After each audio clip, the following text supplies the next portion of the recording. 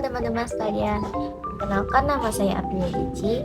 Pada kesempatan kali ini saya akan membahas materi tentang sistem komputer. Tanpa berlama-lama, langsung saja kita masuk ke pembahasan materinya.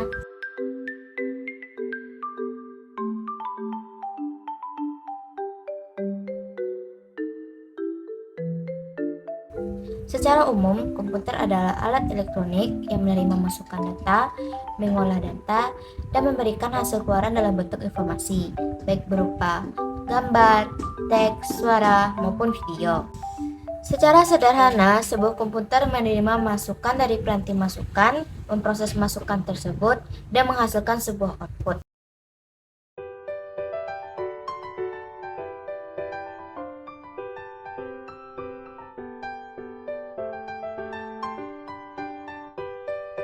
Sistem komputer terdiri atas beberapa bagian.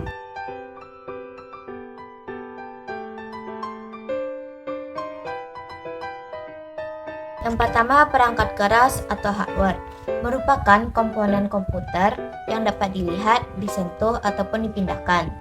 Contohnya seperti mouse, hard disk, RAM, prosesor, printer, dan lain-lain.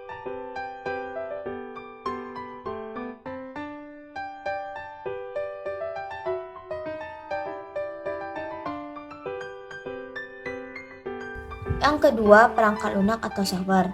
Perangkat ini tidak dapat dilihat secara fisik, namun berfungsi dan dapat dioperasikan oleh pengguna melalui antarmuka yang telah disediakan. Fungsinya ialah untuk menjembatani pengguna dengan perangkat keras. Perangkat lunak ialah kode-kode program yang dibuat menggunakan bahasa pemrograman.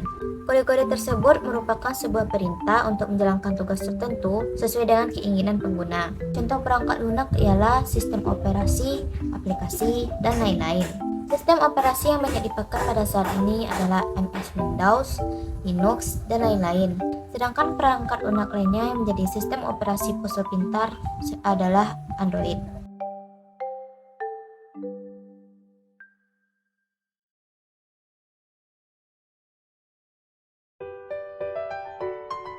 Pengguna adalah orang yang menggunakan atau mengoperasikan komputer tersebut.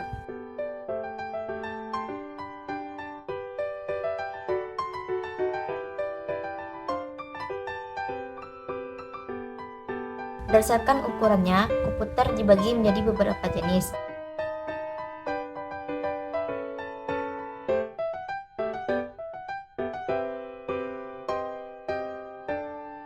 Komputer mikro adalah komputer yang paling kecil dari komputer lainnya.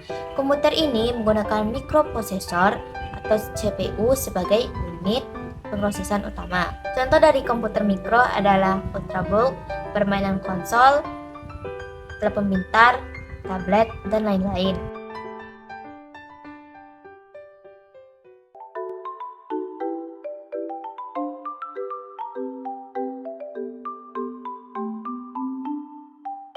Yang kedua, komputer personal atau PC atau bisa juga disebut dengan personal komputer. Komputer ini memiliki ukuran yang lebih besar dari komputer mikro, serta memiliki penyimpanan dan kemampuan mengolah data yang lebih besar dari komputer mikro. Contoh dari komputer personal adalah laptop atau desktop PC.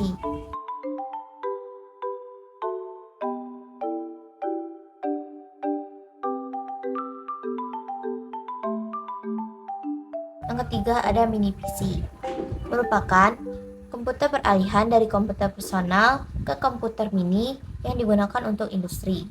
Biasanya komputer ini digunakan oleh industri kecil atau personal untuk keperluan profesional.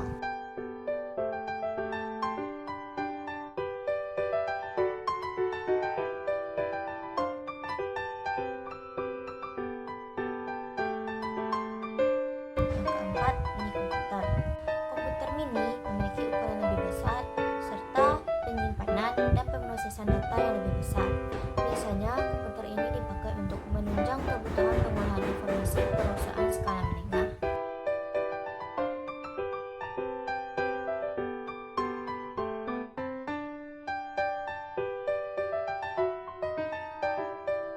Yang kelima ada komputer mainframe. Komputer ini tentu saja memiliki ukuran yang lebih besar dan biasanya dipakai oleh perusahaan-perusahaan besar sebagai server atau peladan.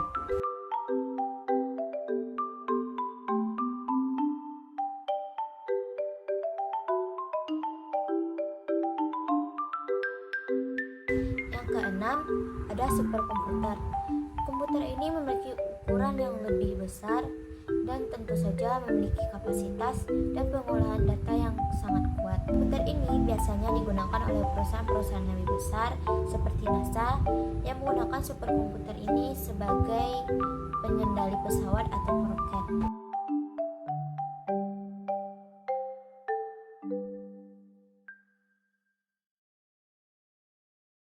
Berbagai macam jenis interaksi yang dapat digunakan oleh pengguna dengan sistem komputer seperti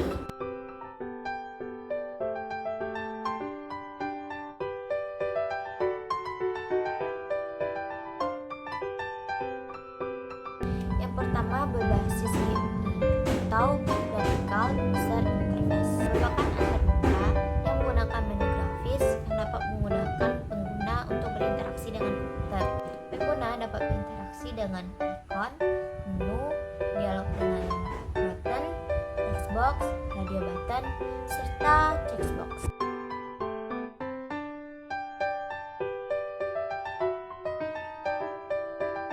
Yang kedua, antarmuka berbasis peta, merupakan sebuah tipe antarmuka yang melalui teks terminal. Pengguna menjalankan perintah dan program di sistem operasi tersebut dengan cara mengetikkan baris-baris tertentu.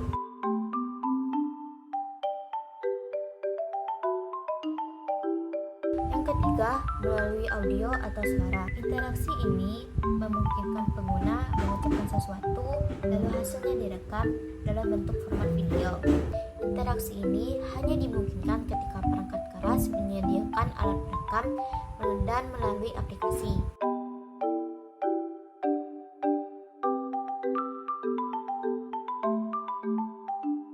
Yang keempat, melalui gambar atau video. Interaksi ini hanya dimungkinkan ketika perangkat keras menyediakan kamera. Kamera akan merekam gambar dan melalui aplikasi, gambar akan disimpan dalam bentuk format video.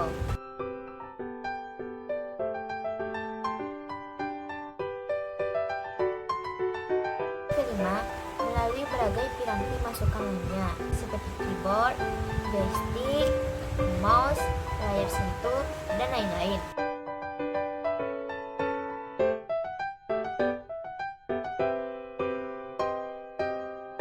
Perangkat keras berkolaborasi dengan perangkat lunak aplikasi atau piranti lainnya menggunakan sistem operasi.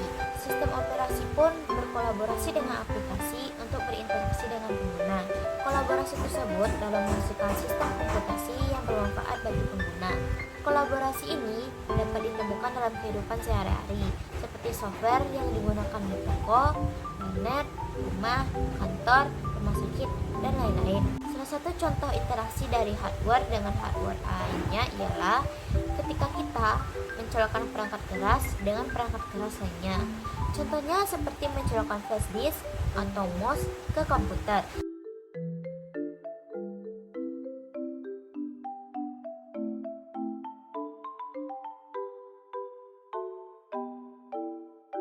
Sistem operasi atau OS adalah perangkat lunak sistem yang mengelola perangkat keras komputer, sumber daya perangkat lunak, dan menyediakan layanan umum untuk program komputer.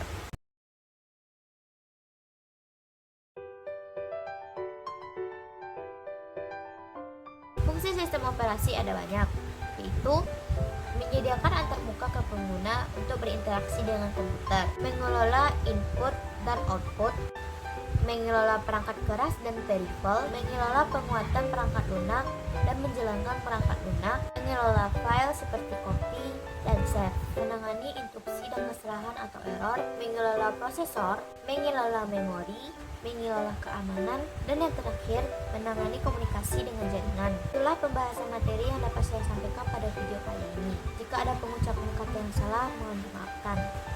Sekian, terima kasih.